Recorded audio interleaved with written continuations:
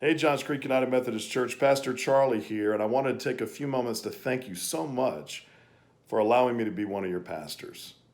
I've been your senior pastor for a little over 2 years now, and that's hard to believe, but my family and I couldn't be happier. It is a true joy to be in ministry with you in this community, so thank you. And I wanted to take a few moments to share with you my call story and then also share with you where I see Johns Creek United Methodist Church going in 2021 and beyond. Some of you have heard my call story before. God got a hold of me really early. Around 16 years old, I began to have this conviction in my soul to change people with the gospel. And God put me in circumstances, I believe, where a spotlight was put on my gifts and what God wanted me to do. And you take those experiences and that conviction with the preaching ministry of Brad Dinsmore.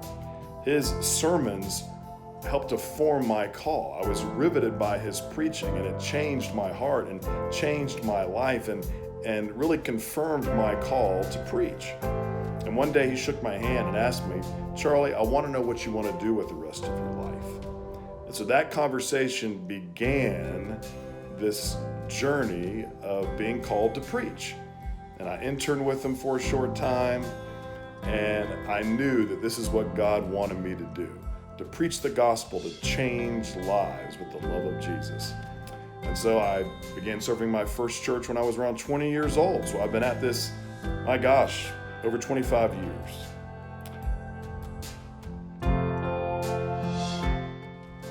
And now I'm here at Johns Creek United Methodist Church. And where do I see the church going next year and beyond? Well, as you know, of course, COVID has changed the way the church is the church in many, many ways.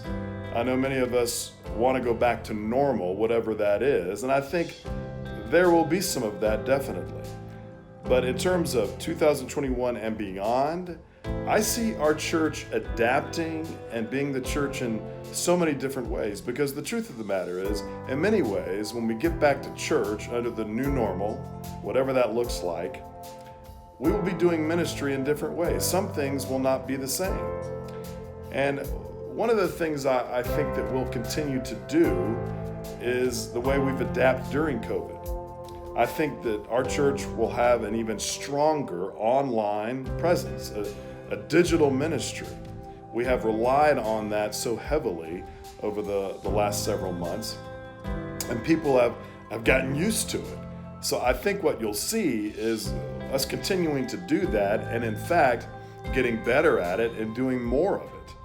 I mean, and honestly, our digital experiences and our digital ministry has reached so many people. I mean, I get emails all the time from people who tell me that they're listening from different states. I'm the cousin of one of your church members, or I am a friend of one of your church members, and I live out in California. And so we're able to reach so many people who aren't in this community, but who listen to us and receive ministry by our digital experiences.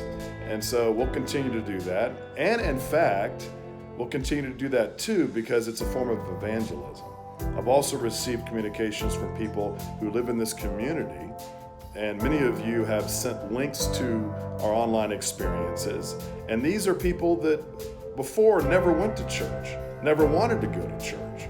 But sending a link or inviting people to check us out online is a non-threatening way to get to know the faith and get to know what church is all about. And so some folks have told me, who have visited us in this way, that when we open our doors again, they're going to come worship with us.